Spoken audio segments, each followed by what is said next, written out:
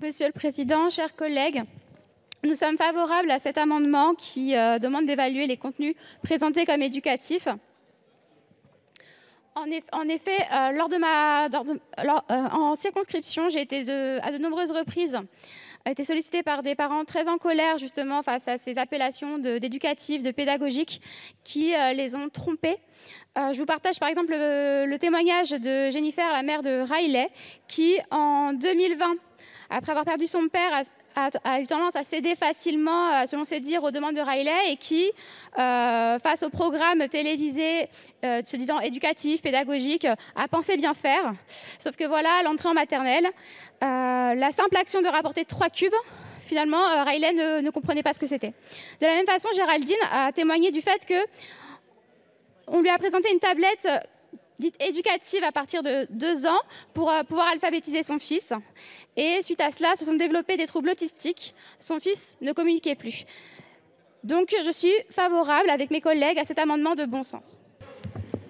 Monsieur le Président, chers collègues, donc, en fait, il est effectivement important que soient formés les personnels qui soient concernés par ces questions d'exposition aux écrans pour les enfants. Mais pour que cette formation ne soit pas vaine, il faut qu'elle soit en présentiel. Lors de mes déplacements en circonscription, j'ai été fortement marquée par des formations proposées à des agents sur des sujets particulièrement importants aussi, par exemple sur la question des violences faites aux femmes.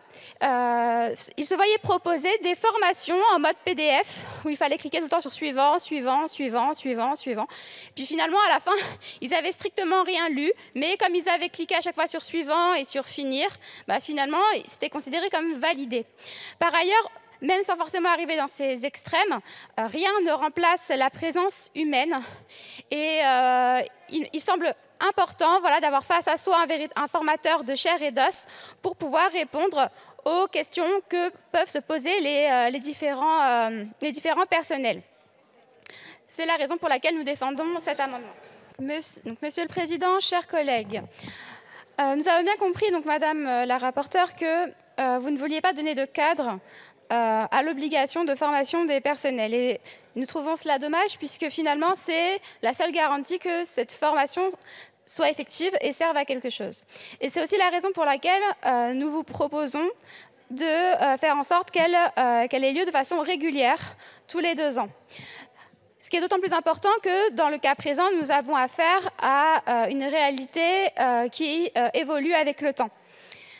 Si on n'inscrit pas finalement dans la loi cette obligation de régularité, on risque de se retrouver finalement avec des personnels qui ne seront jamais formés ou bien qui seront formés en tout début de carrière et puis finalement 20 ans plus tard ils n'auront pas été mis à jour et finalement